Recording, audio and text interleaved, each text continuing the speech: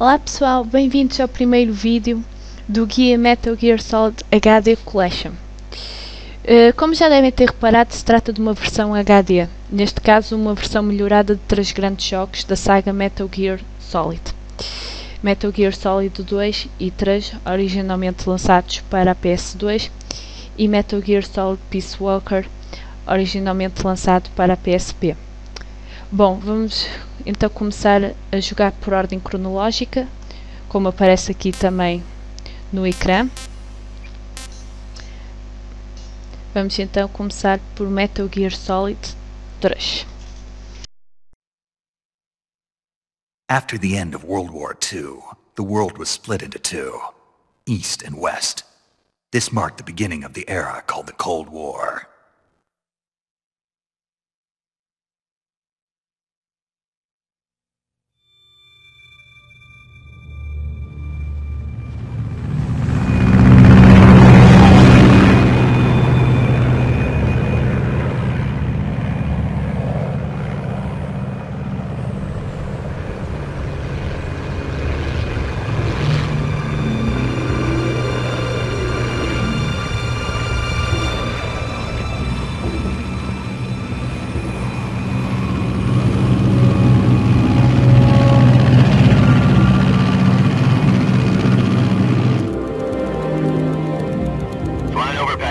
Altitude 30,000 feet.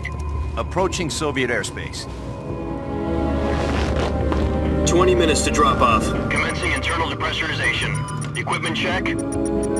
Arm main parachute. All right. You ready to go? Drop zone still showing a high pressure mass. Cav okay. Good. We've got high visibility.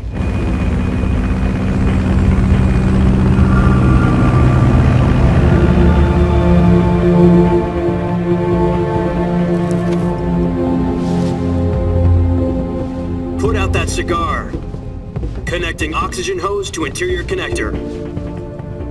Put on your mask.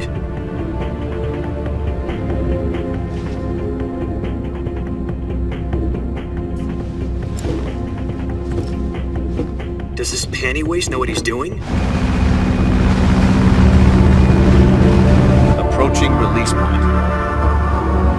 10 minutes to drop off. Hey, are you deaf? He said put out the cigar and put on your mask.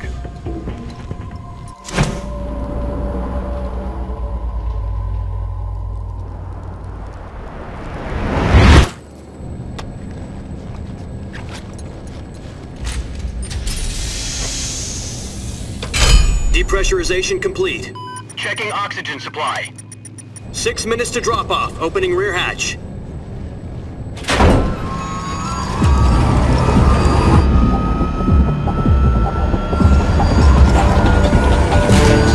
Sunrise.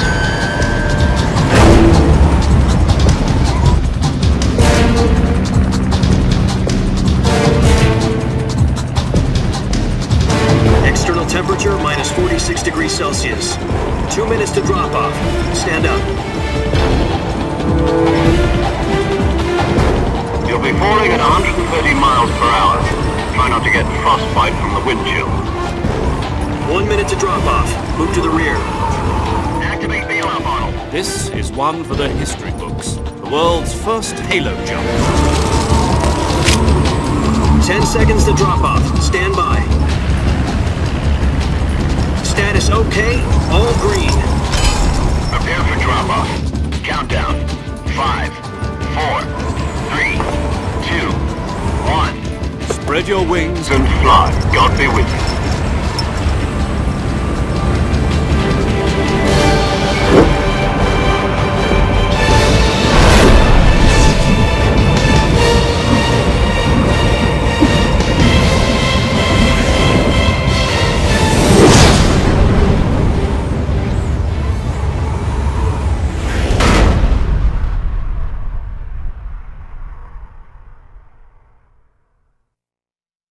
Jack, I've got some important news. The head of the CIA has finally given us the green light for the virtuous mission. Virtual mission? No, the virtuous mission. The future of our Fox unit depends on it. If it succeeds, we'll be officially organized into a unit. Virtuous mission? Sounds like some kind of initiation ritual.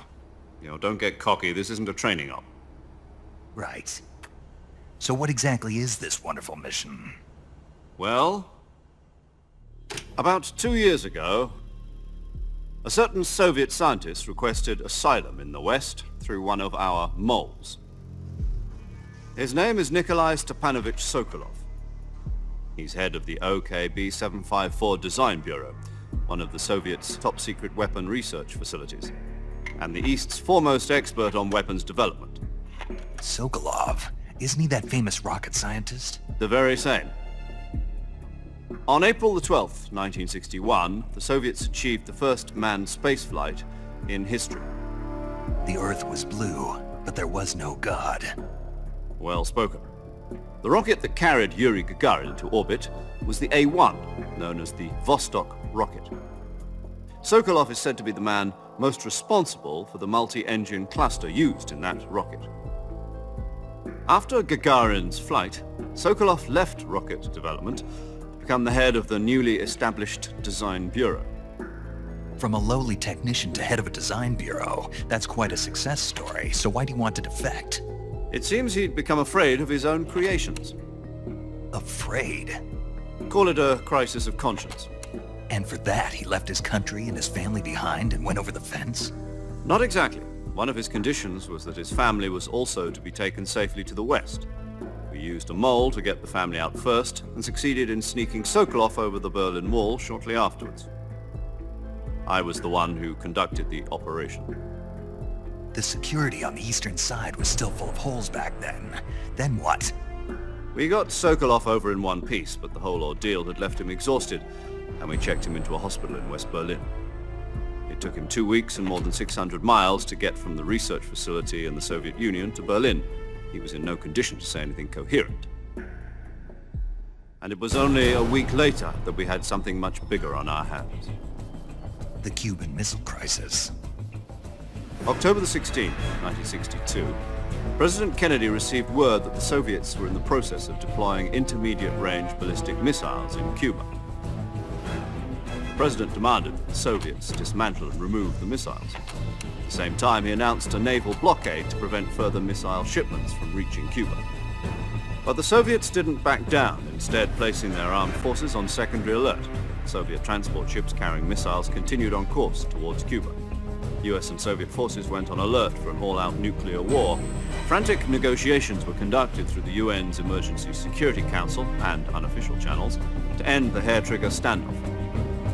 Finally, on October the 28th, the Soviet Union agreed to remove its missiles from Cuba, and so the world avoided a nuclear holocaust. But in order to get the Soviets to pull their missiles out, we had to make a deal. You mean the one where the US agreed to remove its IRBMs from Turkey? No. The Jupiter IRBMs deployed in Turkey were obsolete, and we were going to get rid of them anyway. They had no strategic value whatsoever to either the US or the Russians. The Turkey deal was a ruse, a cover story that was fed to the other intelligence agencies around the world. So what did the Russians really want? Sokolov. They wanted us to return Sokolov. You mean the Soviets pulled out of Cuba just to get their hands on Sokolov? That's right. What the hell was he working on? At the time, we had no idea. We were running out of time. It was either give up Sokolov or risk full-scale nuclear war. In the end, we had no choice. President Kennedy gave in to Khrushchev's demand. The next day, I got Sokolov out of the hospital, handing him over to agents on the eastern side. Sokolov kept on screaming, "Save me," until he disappeared from my sight. Then a month ago, we received some new information from one of our moles. About Sokolov? Yes. He was taken back to the research facility and forced to continue working on the weapon in question under KGB supervision. What's more, it's on the verge of completion. So what kind of weapon is it? Something to do with space rockets? No, missiles. Same technology. I guess you're right. We don't know the details, but it appears to be a new kind of nuclear device. For half a year now, the Soviets have been conducting frequent nuclear tests at Semipalatinsk. Something to do with the weapon, I assume. We're talking about a secret weapon so big that Khrushchev was ready to pull out of Cuba to get it back. Is Sokolov still in the facility? No. According to our intelligence, he's in Selino-Yarsk, a place in the mountains about 3 miles to the west that's known as the Virgin Cliffs. The Virgin Cliffs. Nice name for a virtuous mission. They moved him there just recently. Why? Apparently, they're conducting a field test of the weapon, but it's our best chance to get him back. This mission would never have been possible if he was still in the research facility. This is our last chance. Sokolov must have known that too when he contacted us.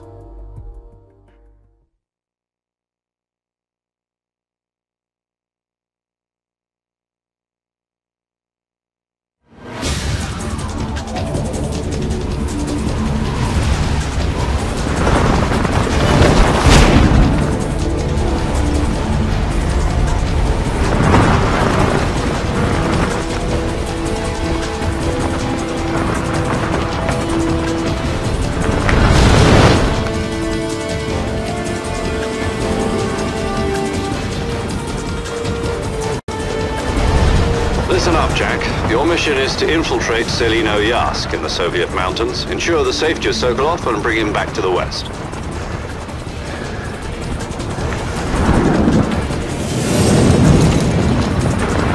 If we don't get Sokolov back before that weapon is complete, we'll be facing a major crisis. The clock is ticking.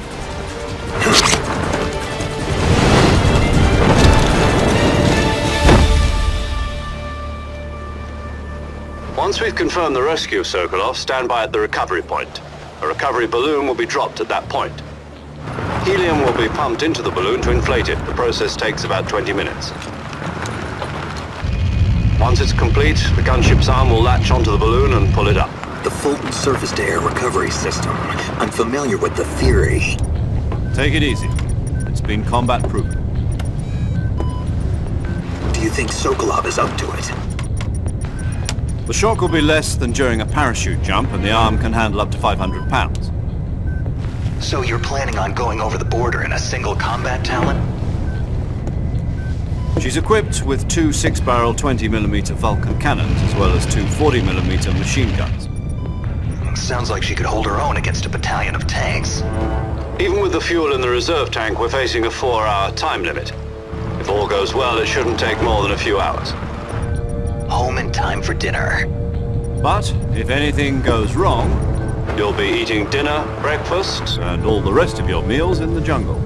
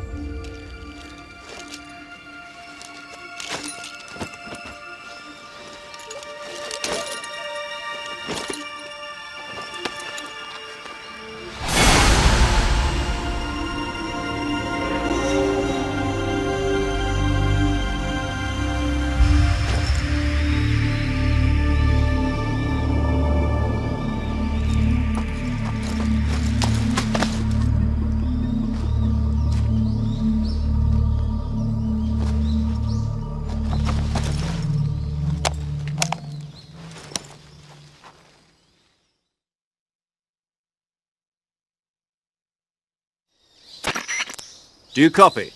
You're already in enemy territory, and somebody might be listening in. From here on out, we'll be using code names to refer to each other. Your code name for this mission will be Naked Snake. I'll be referring to you as Snake from now on. You're not to mention your real name. Snake? What, you don't like snakes? What do you mean? You've eaten one before, haven't you? In survival training. I'm glad to hear that. I don't know if I'd ever order one in a restaurant, but... Be careful, you might not have a choice. What about you, Major? What should I call you?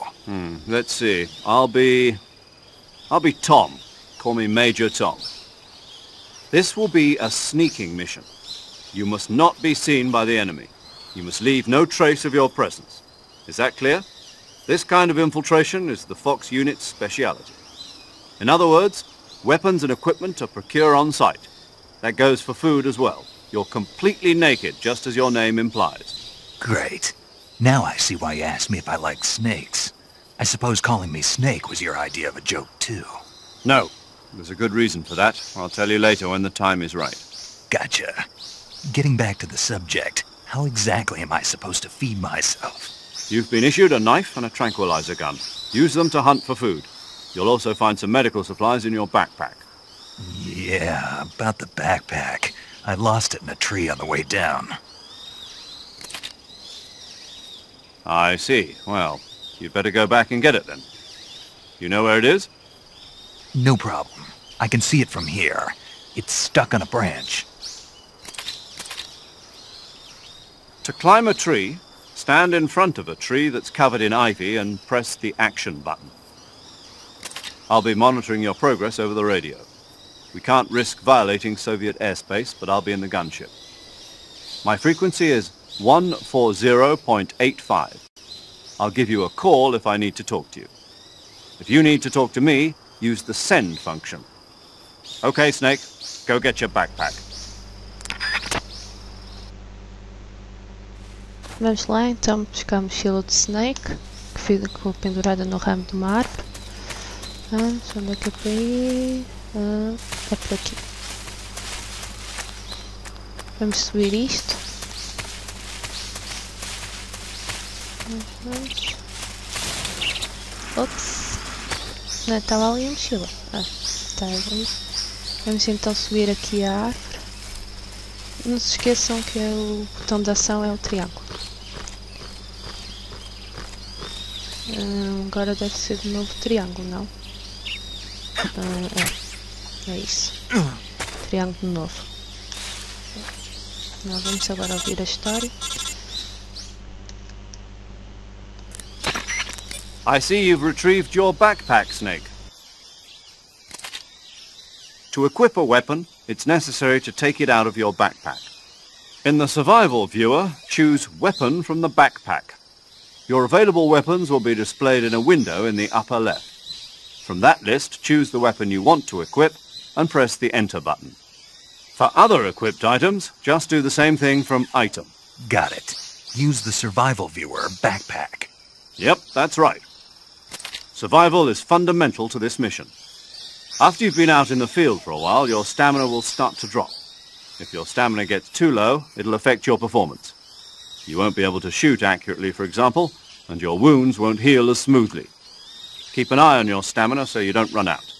To recover lost stamina, you can hunt for local flora and fauna. You can use either your tranquilizer gun or your knife to hunt. My only weapon is a Mark 22 Hush Puppy tranquilizer gun? That's right. It's been fitted with its own suppressor. However, the suppressor will deteriorate every time you fire. Once its durability reaches 0, the noise suppression effect will be gone. So don't get too trigger happy with it. The suppressor's durability is shown in the icon. Any weapons and equipment beyond what you're carrying now, you'll have to find as you go. I have to find my own weapons and equipment? Whose crazy idea was this anyway? Solo covert actions are standard Fox operating procedure. You can't leave any traces of your presence.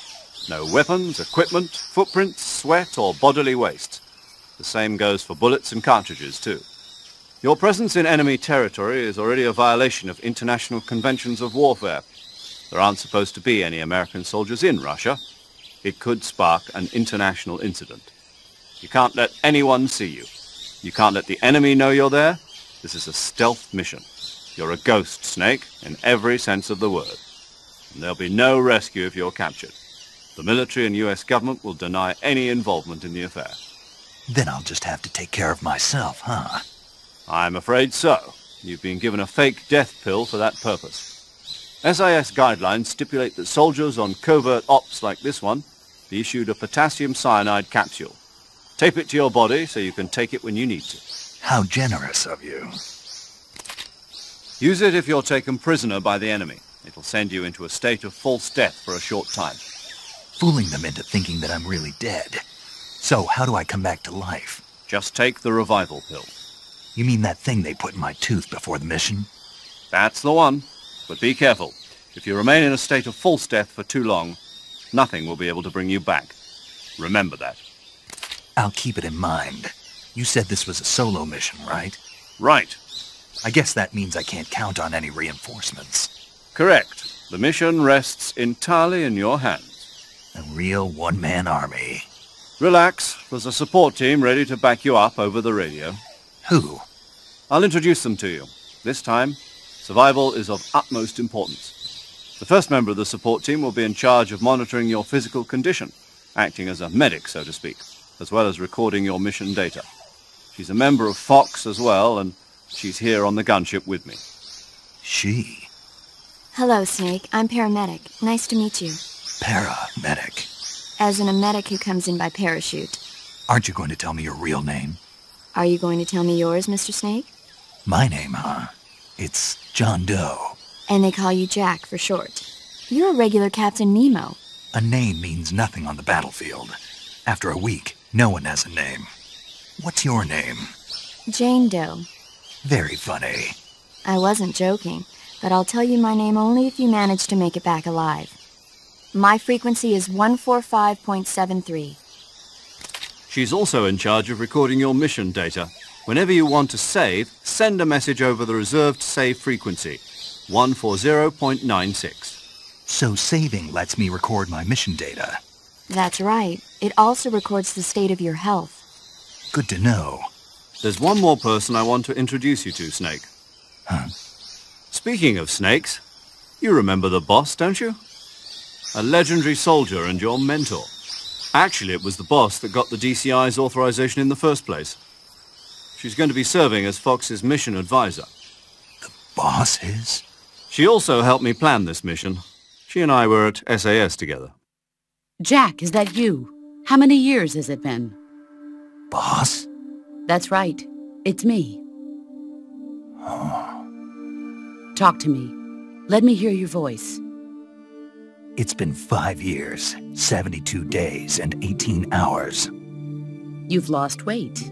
You can tell just by the sound of my voice. Of course I can. I know all about you. Really? Well, I don't know anything about you. What's that supposed to mean? Why'd you disappear on me all of a sudden? I was on a top-secret mission. You didn't need me anymore. But there were still so many things I wanted you to teach me. No, I taught you everything you needed to know about fighting techniques. I taught you all I could. The rest you needed to learn on your own. Techniques, sure. But what about how to think like a soldier? How to think like a soldier? I can't teach you that. A soldier needs to be strong in spirit, body, and technique. And the only thing you can learn from someone else is technique. In fact, technique doesn't even matter. What's most important is spirit. Spirit and body are like two sides of a single coin. They're the same thing. I can't teach you how to think. You'll just have to figure it out for yourself. Listen to me, Jack. Just because soldiers are on the same side right now doesn't mean they always will be. Having personal feelings about your comrades is one of the worst sins you can commit. Politics determine who you face on the battlefield. And politics are a living thing. They change along with the times. Yesterday's good might be tomorrow's evil. Is that why you abandoned me? No, it had nothing to do with you. I already told you, Jack. I was on a top-secret mission. A soldier has to follow whatever orders he's given. It's not his place to question why. But you're looking for a reason to fight. You're a natural-born fighter, but you're not quite a soldier. A soldier is a political tool, nothing more. That's doubly true if he's a career soldier. Right and wrong have no place in his mission. He has no enemies and no friends. Only the mission. You follow the orders you're given. That's what being a soldier is. I do whatever I have to get the job done. I don't think about politics. That's not the same thing. Sooner or later, your conscience is going to bother you. In the end, you have to choose whether you're going to live as a soldier or just another man with a gun. There's a saying in the Orient, loyalty to the end. Do you know what it means? Being patriotic. It means devoting yourself to your country. I follow the president and the top brass. I'm ready to die for them if necessary. The president and the top brass won't be there forever. Once their terms are up, others will take their place. I follow the will of the leader, no matter who's in charge.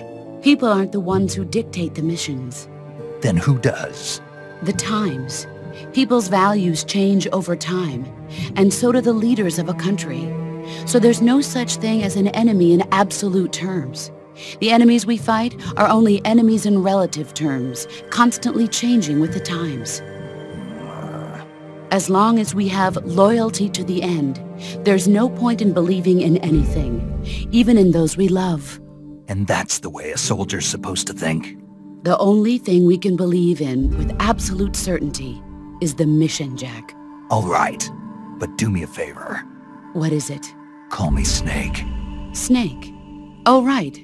Your codename is Snake. It suits you well. That's right. The legendary unit that the boss put together during World War II was a snake. The Cobra unit, a group of heroes that brought the war to an end and saved the world. As long as you've got a legendary hero backing you up, you'll be fine. Isn't that right, Snake? Yeah. I can't think of anyone else I'd rather have with me. Oh, and one more thing, boss. Yes? It's good to hear your voice again. Same here. After all, who knows if either of us will make it out alive? Snake, you are always best at urban warfare and infiltrating buildings. But this is the jungle. Survival is going to be key. Those CQC techniques I taught you are sure to come in handy. CQC? Close quarters combat, huh? I've been in the Green Berets for the past few years. I'm probably pretty rusty. Not to worry. I'll be here to help you remember. After all, this is your first actual survival mission. I'll be supporting you over the radio. Where are you, boss? Next to the Major? The boss is communicating with us by radio from aboard a Permit-class submarine in the Arctic Ocean. My frequency is 141.80. Call me if you need my advice on battle techniques. Gotcha. Your mission is to retrieve Dr. Sokolov. Dr. Sokolov is being held in an abandoned factory located to the north of your current position. Avoid heavy combat and don't let anyone see you. Don't forget that this is a stealth mission.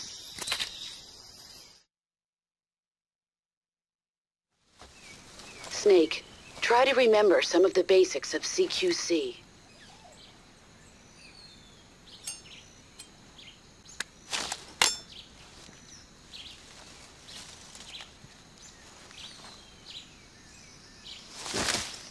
Commencing virtuous mission now. Vamos então carregar no Start para termos acesso à mochila. Selecionamos mochila e agora podemos ver aqui as armas e os objetos. Por exemplo, se selecionarmos a arma, podemos ver aqui uma faca, arma tranquilizante e por aí adiante. E os objetos funcionam da mesma maneira que as armas. Bom, vamos então sair daqui. E agora vamos carregar no Select para termos acesso ao rádio.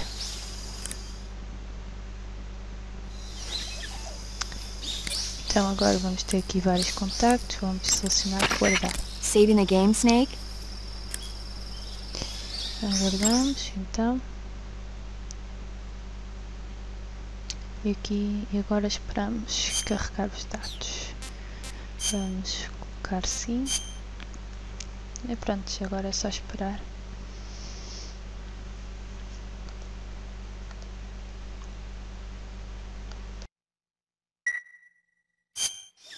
Hey, Snake, you ever heard of Godzilla, King of Monsters? No, what is it? It's a movie. You haven't seen it? Nope.